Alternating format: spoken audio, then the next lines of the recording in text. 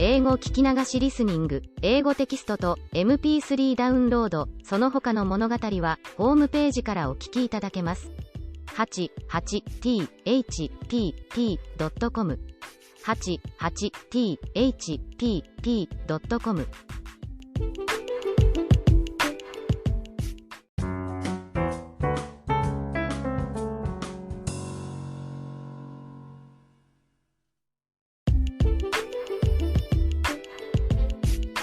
The oldest episode of my ancestors that I heard from my grandfather is about my great-great-grandfather, and I hereby write it down for the record. According to my grandfather, his grandfather was quite a prodigal. He didn't work and just squandered the family money. Our family was a powerful landowner when he inherited the family fortune and became a master of the family. They had lived in the same house I grew up, and all the land stretched as far as the eye could see from it was his land back then. He had a lot of tenant farmers that worked for him in his land. Many servants lived on the family premises, and also quite a few relatives of the family lived in the house. My grandfather once showed me his old photographs in which our distant relatives were taken together. I asked if they were group photos of some important events, and he told me that they all lived together in this very house. Our house was over 100 years old, and the remnants of my great-great-grandfather's prime were here and there. The old kitchen remained on the earth floor with one big and 6 or 7 small clay ovens.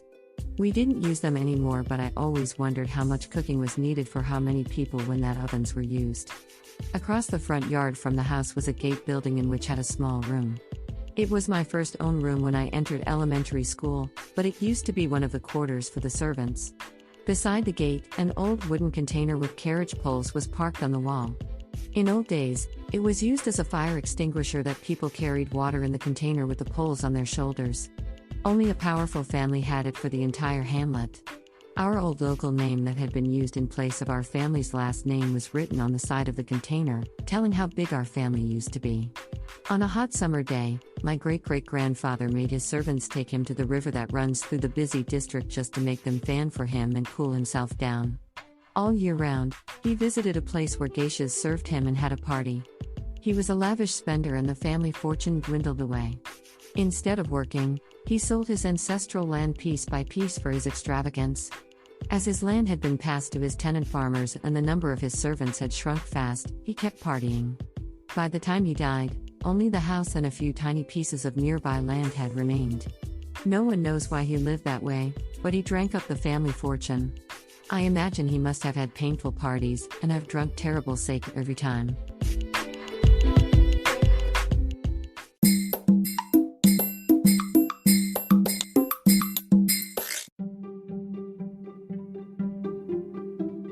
Audiobooks by Hitomi Woods. First audiobook, Japanese Dream by Hitomi Woods, on sale at online stores or apps. Second audiobook, My Social Distancing and Naked Spa in Japan by Hitomi Woods, on sale at online stores or apps. Apple Books, Audible, Google Play, Nook Audiobooks, 43 available distributors in total.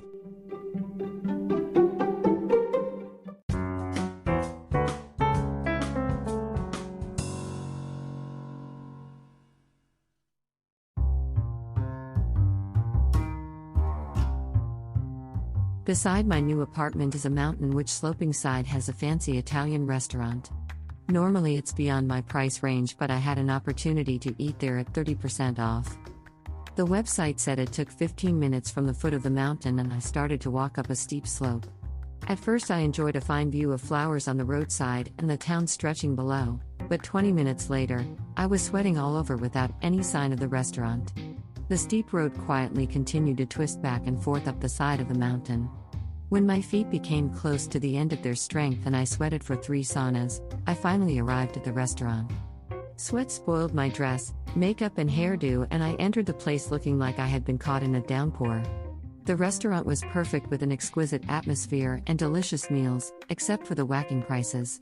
By the time I came down the mountain from there and reached my apartment, I was totally exhausted and even began to have a headache. It was so strong that a painkiller couldn't ease. Since I moved in, I've been walking so much wherever I go, but I feel I've weakened rather than strengthened. Because my walking destinations are mostly restaurants, I haven't thinned either.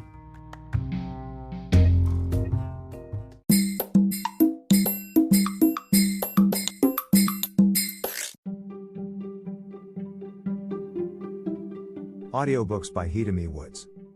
First audiobook, Japanese Dream by Hitomi Woods on sale at online stores or apps.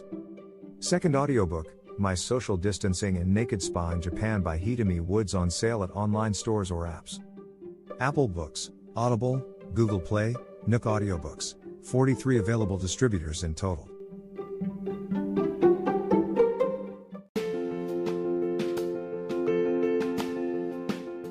Audiobook, The Family in Kyoto, One Japanese Girl Got Freedom by Hitomi Woods on sale at online stores or apps. Apple Books, Google Play, Audible, 43 available distributors in total.